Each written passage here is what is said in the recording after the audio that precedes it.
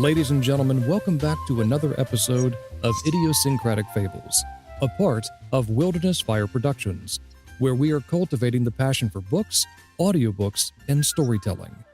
Since time first began, we have been storytellers. Everybody has a story to tell, and I want to hear yours. I'm your host, James, and today I am pleased to welcome John Hopkinson to the show. John is a seasoned audiobook narrator with over 70 titles under his belt, known for his rich, warm, and trustworthy voice that listeners describe as a fatherly embrace of wisdom. A proud dad of 8 and grandpa of 7, John has narrated everything from gripping mysteries and thrillers to powerful nonfiction, biographies, and faith-based works. In this episode, we're talking about his journey into narration, what it really takes to perform a book, how he builds suspense and brings characters to life, and what the future holds for human narrators in the booming audiobook world. So, whether you're an audiobook lover, an aspiring narrator, or an author looking to bring your words to audio, this conversation is packed with insight, heart, and a few great stories. So settle in, grab your headphones, and let's spark the narrative. John, thank you so much for being a part of the show today, sir. I truly appreciate you. I'm so happy to be here, James. So, let's go ahead and kick things off. Tell us a bit about your journey into audiobook narration. What did that look like for you? Well, I've always been an entertainer slash performer, but what it came down to was I got bored. I retired early and was looking for something to do that could be something I could do from home and still enjoy the time I had with my wife, but that would entertain my mind and keep me busy. And I was looking for something, tried several different things. My entire life, I've been trying many different careers and many opportunities. Basically been an entrepreneur my entire life. And so was able to shift between ideas and projects and different things. I've been at just about everything I could think of as a career through my life. But as I was trying to find something new to do in my retirement, my wife came across an article while she was searching social media one day and said, "Hey, maybe this is something you could do." And she sent me the article by email and it said, "Why don't you be a audiobook narrator?" And I said, "Hey, why not? Well, this could be fun and could fulfill my need to both entertain and read." So I said, "Let's do it." A week later, I had built myself a ragtag booth. And before the end of that first year, I'd done 25 books. Thank you, ACX. Now, they weren't necessarily good books, and they weren't necessarily a great performances, but I had done them. Yeah. And that says something that, I went out and I did it. I did the work. But more importantly to me is that I auditioned for a lot of projects. ACX, of course, is where I found most success, but I also signed up for the pay-to-plays and worked on a lot of auditions over there. But on ACX alone, I did over 700 auditions and really learned my own craft, if you will, in audition work on ACX. And that's how I got going. That's fantastic. How long would you say you've been doing this full time? I'm coming up on 7 years now. I started just before the official, before the stream of folks with the COVID-19. Fantastic. Now, you describe your voice as rich, robust, and trustworthy, a warm embrace of fatherly wisdom. How did you discover or develop that vocal style, and how has it shaped the types of projects you attract? Wow. Uh, of course, the 3-word concept comes from Sean Pratt's course. And so what I did was I took his idea, and I sent questions to everybody that basically I knew, narrators and family members, friends, and said, "How would you describe my voice in these areas of energy and oh boy, I don't remember all 3 of them, but as far as energy and presence and whatever they were." And I got a lot of words back from my family members in 3 different categories, and from all my family members and friends. And as I started looking at them and putting them in the categories, these 3 words really stood out as the majority of them. And so that's where the words came from. Okay. I kind of refined those words and compiled them into those. But the fatherly wisdom really comes from of what I wanted to portray, the kind of work I wanted.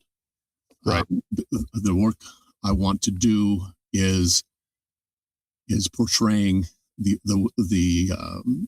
a teaching type of a voice, and being a father of 8 children, and now grandfather of 7, I relish the time that I have had with each one of them on my knee, and being able to read to them, and being able to now in as I've grown older, being able to counsel them and to give them some of the wisdom that I've received.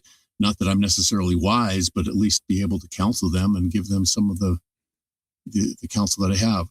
Now, I have noticed that as I have worked, I'm actually about to kiss 100 books, which is exciting. Woohoo. But as I have worked, I've noticed that the majority of the casting that I get tends to be toward the type of book that is a fatherly situation, is a situation where there is wisdom to be dispersed. I do a lot of spiritual and religious work. They seem to love my voice of God. So, I do a lot of that kind of work, but I also tend, even in the fiction work that I do, I tend to get a lot of those kinds of fatherly, the priest, the grandfather, the college professor type centered books, and I'm happy with that, because that is the portrayal of what I've tried to do. Fantastic. Going back to what you were talking about with your kids and grandkids, the phrase that came to mind was what was it? That experience is the best teacher, when you're talking about, just trying to pass on your level of wisdom. Yes, absolutely. So walk us through a typical day or week of what it looks like in your home studio, like as far as your preparation process, and then, from receiving manuscript all the way to file delivery. Well, I basically live in my booth. I mean, I don't know who doesn't, that does this full time. I'm equally guilty.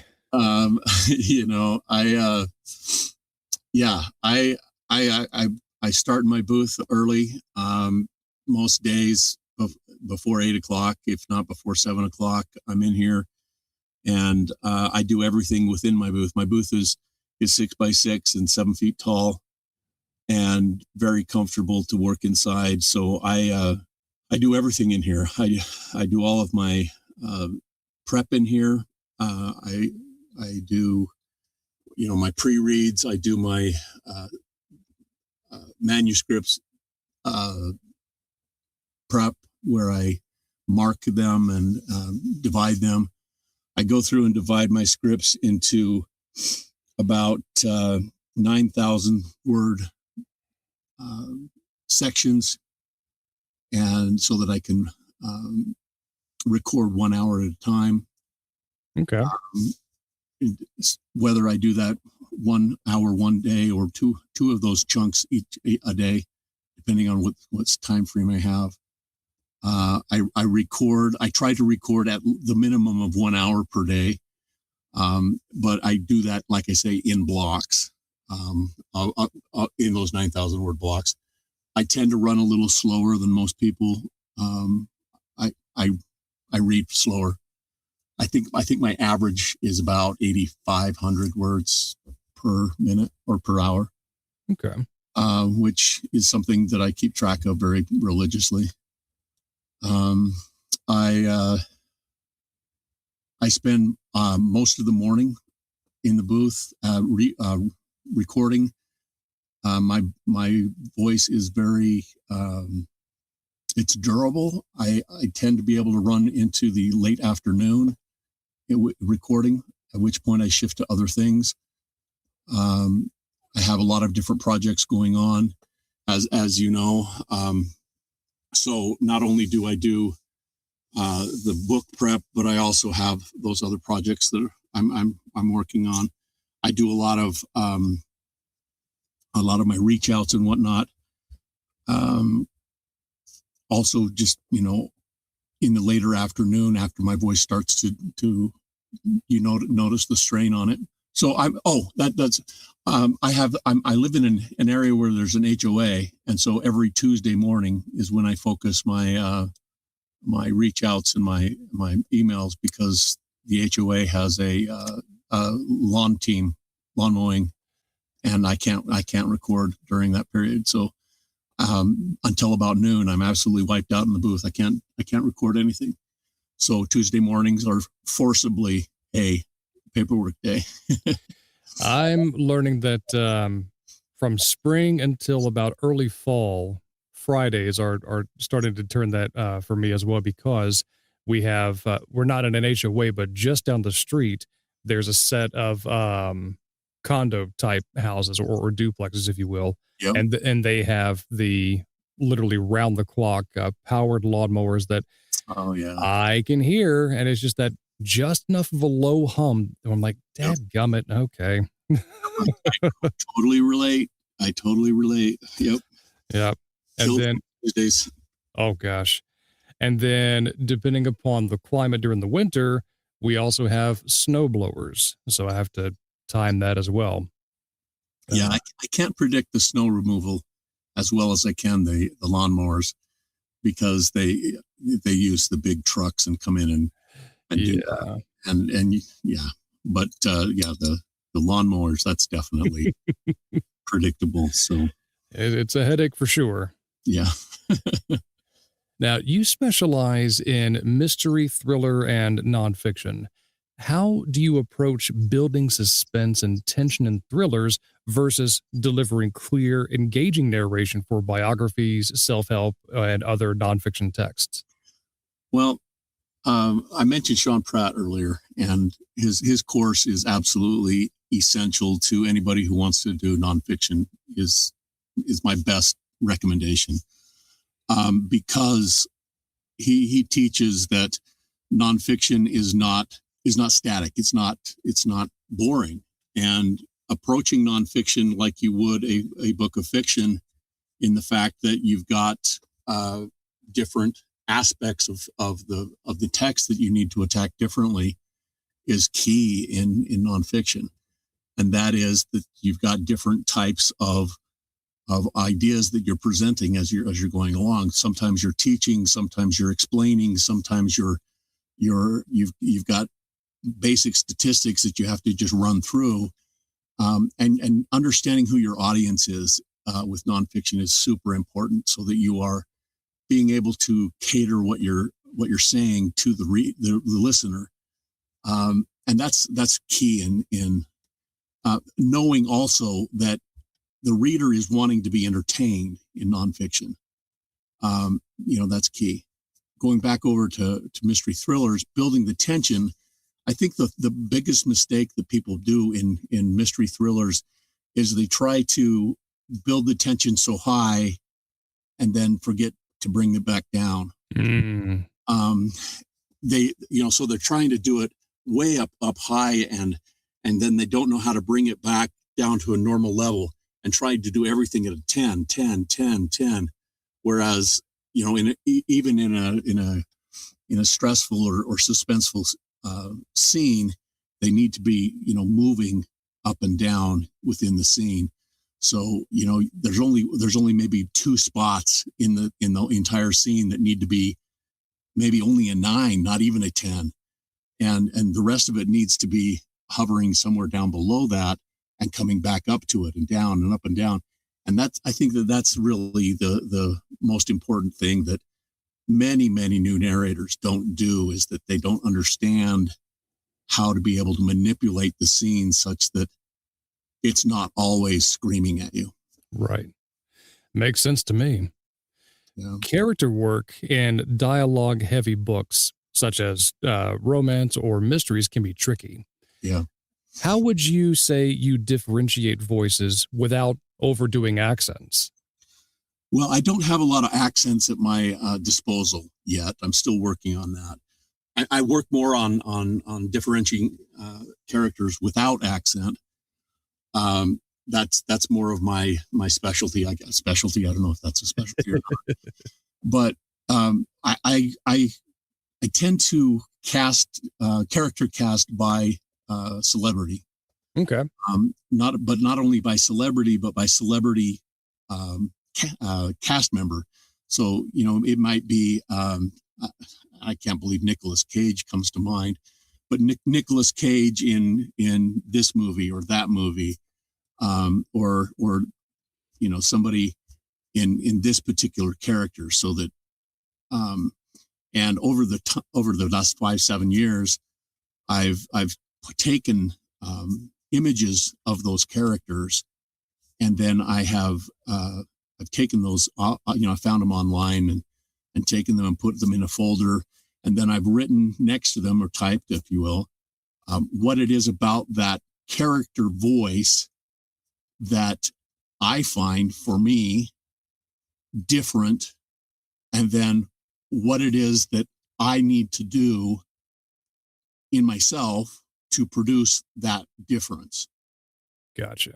So the easiest thing I can think of right now is Thurman Powell. Do you remember Gilligan's Island? Oh, yes, I do. Okay, so Thurman Powell was the old rich man on Gilligan's Island, and if I jut my bottom jaw out and I think about Thurston Powell, and I'm talking like Thurston Powell. Now, honey, now, Miminy, and now I'm talking like Thurston Powell. But so I've got a picture of Thurston Powell. I'm saying, okay, this is what he is. He's an old rich guy. He's, and so, but what I do is I shove my bottom jaw out, and I'm talking out the bottom of my jaw and pushing it out that jaw. So I create what that sound is in a way that I can remember what it is that I have to do to produce what I want to sound like. Now, for everybody else might be going, what the heck are you saying? But for me, it makes sense. And for anybody else, they may say, hey, that doesn't sound like Thurston Powell at all. And that's fine. But this is the way I produce that character for me. And I've got probably 40 or 50 of those, that I can then refer to. And then I always keep a voice memo, a voice list as I'm going within the book, so that I can refer to that back every time I hit the voice. I do the same thing, especially in works of fiction, when there are multiple books in the series, to where you may have a character pop up in book 1, and you may never see him again until book 3 or 4, for example. All of a sudden, they're a major character. Exactly. Yeah, like, holy biscuits and gravy, what did that character sound like? And yeah, very thankful for creating those files. So I'm right there with you. Absolutely. What would you say is one of the most challenging narration experiences you've ever had? Trying to imitate real people. in nonfiction, you don't try and do that very often. You're not trying to reproduce those kind of voices, but on occasion, I've had a kind of mix of I suppose you'd call it historical fiction, but I'm working on one right now that it's fiction, but it takes place during World War II, well, pre-World War II, and the author wants some reality to it, and it involves making the decision and then the post decision of sending U.S. Bomber planes pre-war to England. Mm-hmm. So they want somewhat realistic voices for FDR and his cabinet, and Churchill and his advisors making the decision to collaborate pre-war of sending U.S. bombers over. And then once I get through that, that we've got fictional characters as they actually go over and perform. So that's very, very difficult for me to try and imitate real people. I'd much rather have completely fictionalized everything. Mm-hmm. So I find that very, very difficult. Okay. Accents is another thing, because I just don't do them. I'm slowly building a repertoire of accents, but I'm absolutely amazed at people who can do them and do them well. That just is amazing. People like you, do lit RPG, and I just sit there and go, oh my gosh, what the heck? Do that switch between all those accents. That's just amazing. Yeah, it's a very uncanny gift, I'll say. Yeah, I know. I get tongue tied speaking English. I don't know what. Start doing it in a different accent. Yeah. Anyway. Do you have any favorite accents that you find yourself gravitating towards? Oh, Southern. I do Southern a lot. Okay. Yeah. A lot, for sure. Let's switch back to nonfiction really quick. How important would you say it is to research or collect background knowledge when narrating nonfiction? I think that it really depends on what the topic is and what your pre-knowledge of that topic is. I mean, there are some things that I have a background in, and therefore, I mean, I've narrated the King James version of the Bible twice, verse by verse. I don't think I need much information about how to do that again, for example. But other things you definitely need information about. You need a lot more information, and it goes beyond just researching the words you don't know. Because if you don't know what that medicine is and what it does, how do you explain it when it comes up? And that can be very, very difficult. So I find myself looking at medical dictionaries, especially, to try and understand how that word goes together so that I can better explain what I'm doing. For the most part, I'm not doing a lot of specialty things like that. I do more general nonfiction, which is nice for me. But at the same time, if you don't understand what you're reading, and you cannot you can't express to the listener what it is that they are trying to learn by listening to this audiobook. Gotcha. Now, you've narrated over 70 titles, and you even mentioned earlier you're getting ready to kiss your 100th one. Yep. Including works like The Education of a Senator by Lamar Alexander. Yep. What are some projects that stand out to you personally, and why? Well, I think there's a couple that really stand out. I mean, obviously, having done the King James version of the Bible twice, I mean, that's huge. I mean, they're huge books, and obviously very, very, very touching. But as I think back to the projects that really, I did the biography of a Mormon pioneer. That was pretty impressive. I did the biography of a infantryman in World War II. That was pretty impactful on myself. That was really good. I enjoyed that. I just did my first Christmas book here not too long ago. Oh, fun. That was fun as a second grader. It really was kind of like a Christmas story look back as a second grader, it was yeah.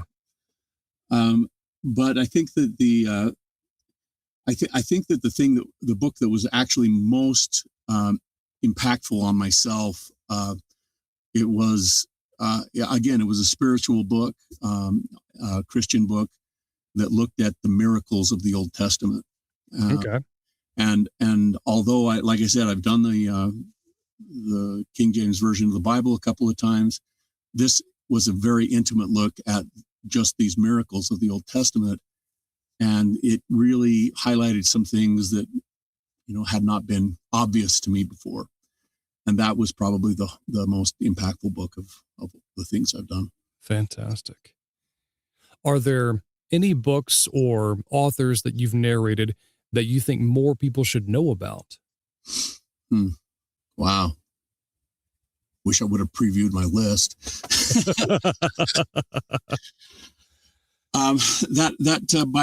Autobiography, or not autobiography, biography of the World War II infantryman was really cool, because he was in Africa, he was in Italy, he was in France,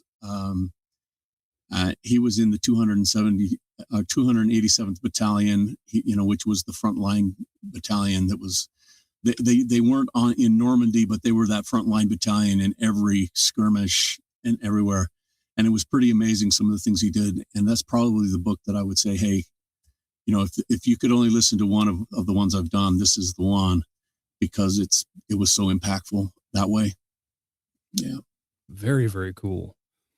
Now, you've also worked with traditional publishers as well as independent authors.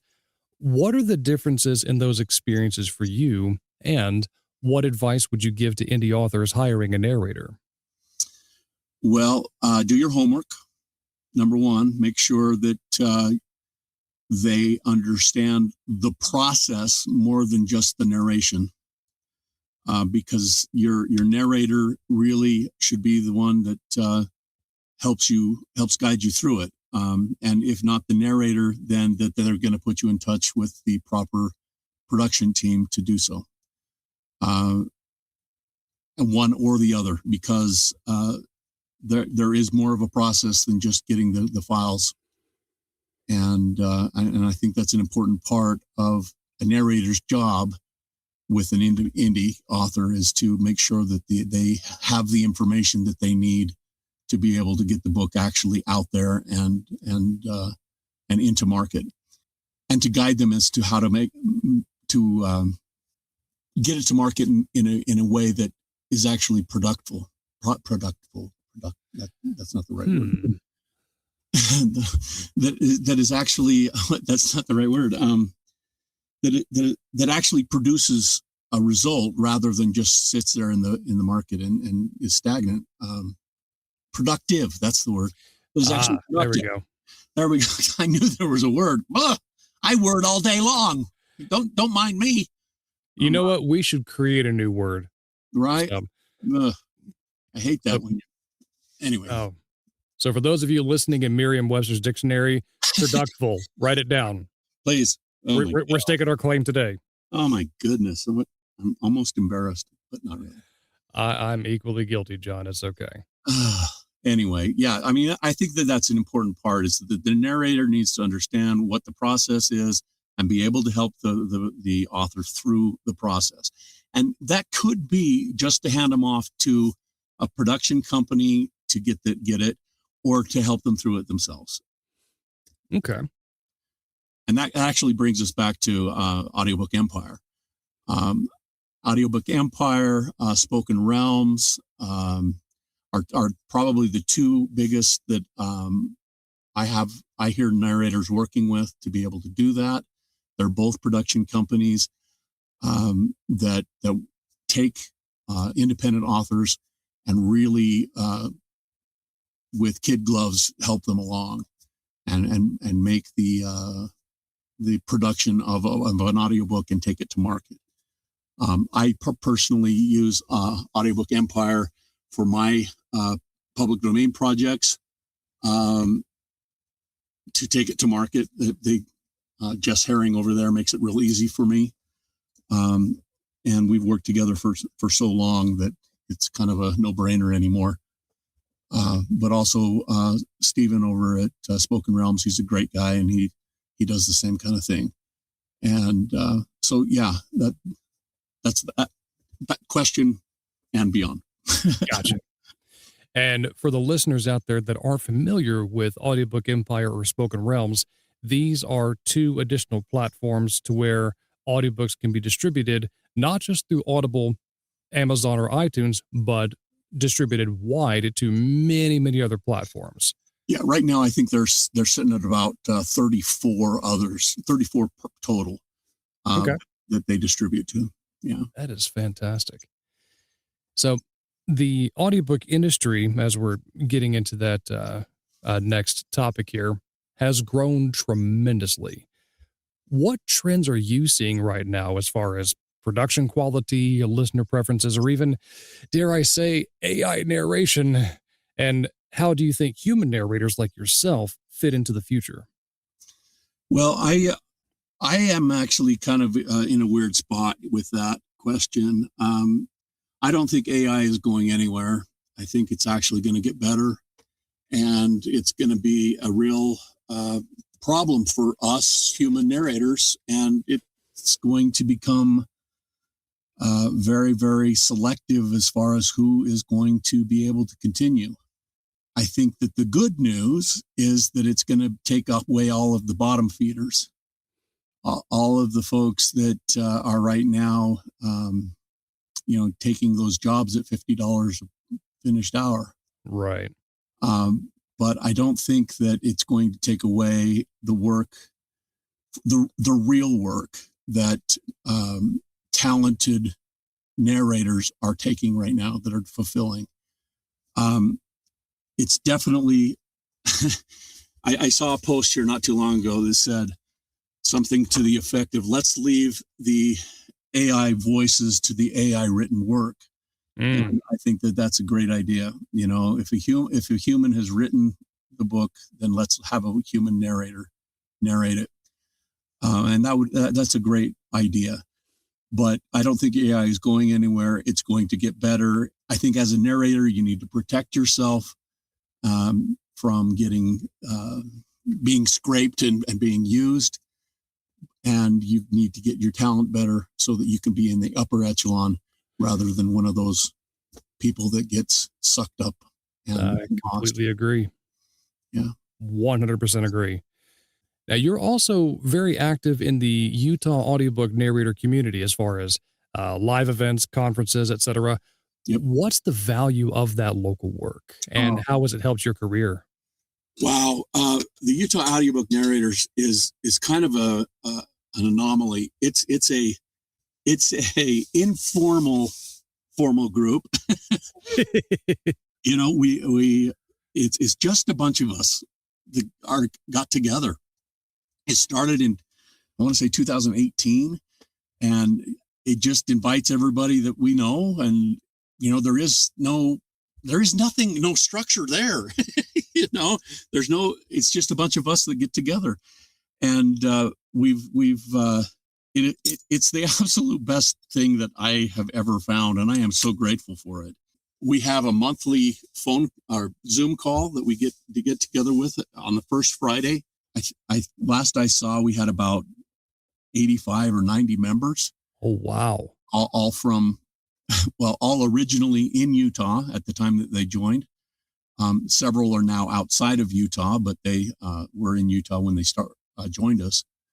But we have about, anywhere between 5 to 10 people in this call that show up, and it is the most helpful and gentle and welcoming group of people that I've ever been with, and that's saying something for our community, because it is so gentle and welcoming and awesome.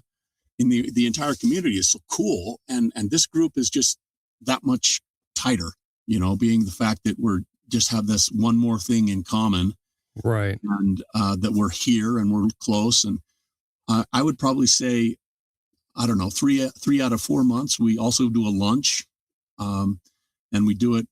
We kind of decide whether it's going to be in this county or that county, and we drive or not drive, and we have lunch together.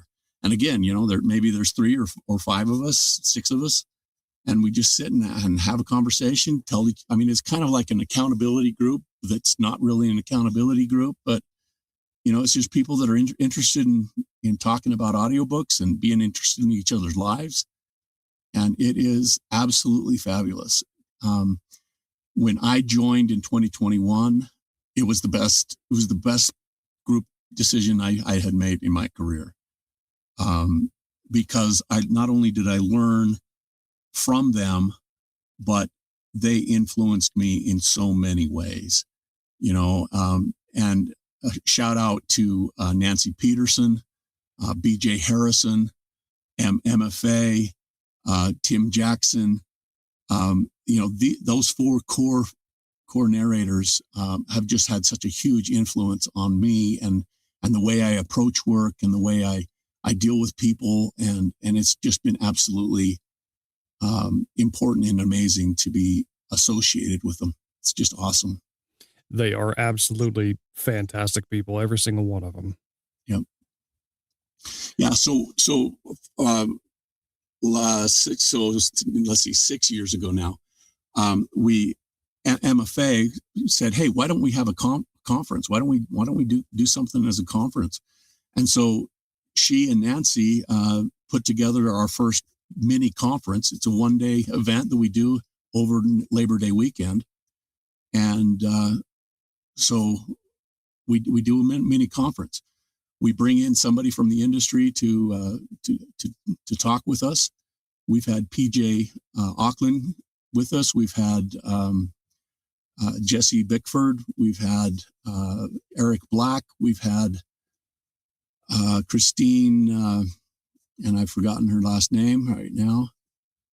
But and then we had PJ back for our 5th anniversary last fall, and we're getting ready to have our 6th mini conference this summer, and it's just been absolutely fun. We only have 12 or 15 people there, but we teach each other and for half of it, and then we have our guests for the other half, and it's been absolutely fantastic. So much learning going on. That's the way it should be, especially within a tight-knit community like you just described. It should be very much engaging, everyone helping out the other, and you're all learning at the same time. Yeah, absolutely. It's great. That's lovely. All right, I got a few questions here before we draw things to a close for you, John. If you could narrate any book, past, present, future, what would it be and why? Wow, that is a question. I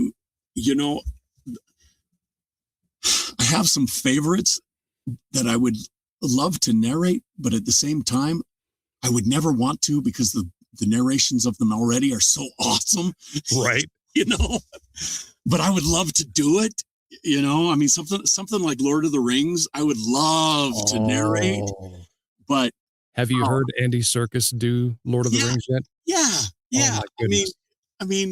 And I love the original, Yeah. I love the original. And Andy Serkis, but I don't know how to answer that question. It's just so hard. So hard to say. But, the series that I loved as a kid that I could never put down and I carried with me forever was Lloyd Alexander's the Chronicles of Prydain. I'm not familiar with that one. It was the source of Disney's The Black Cauldron that they completely ripped apart and did wrong. But that's the one it came from. They basically took from book 1 and 2 of that series. Ah, gotcha. Okay. And but the 5th book was named The High King, and I probably read that 400,000 times, as a kid. And that would probably be where I would want to start with that High King, or the 5-book series. Yeah. Gotcha. If I had to, right now you put me on the spot, I had to pick one. That's fine. That's the nature of that question. All right. Let's see. What would you say was the funniest, weirdest, or most memorable blooper you've ever had in the studio? Well, it's on my Instagram. The word sects.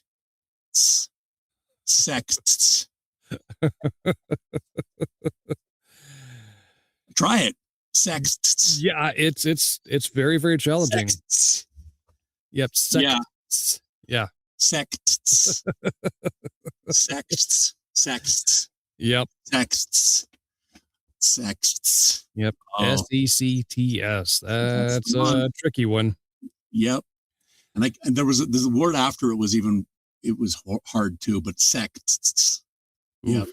I think ones that trip me up the most are any that end in the ASP sound. Yeah. Especially followed by, the ED. So grasped.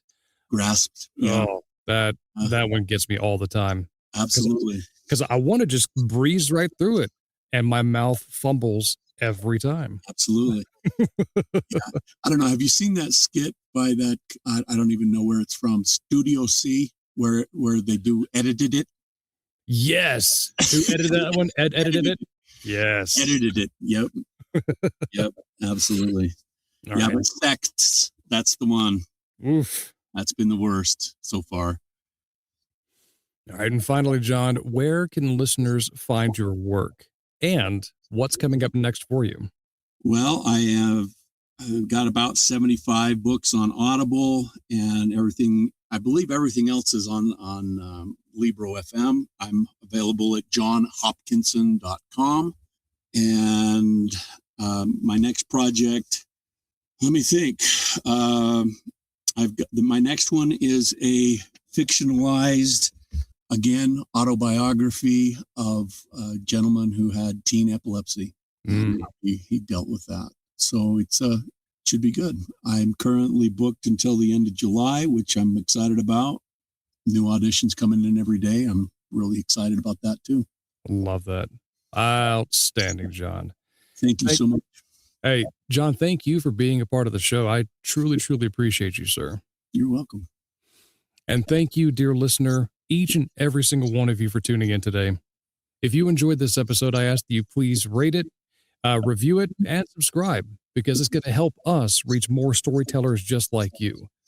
You're welcome to drop us a line on social media, or even email me about who you'd love to hear next, or even better, if you would like to be a guest on the show.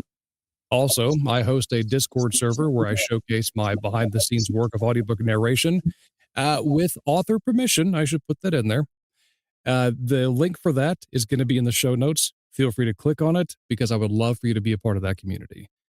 And as always, everybody has a story to tell, and I want to hear yours. So until I talk to you next time, dear listener, peace be with you.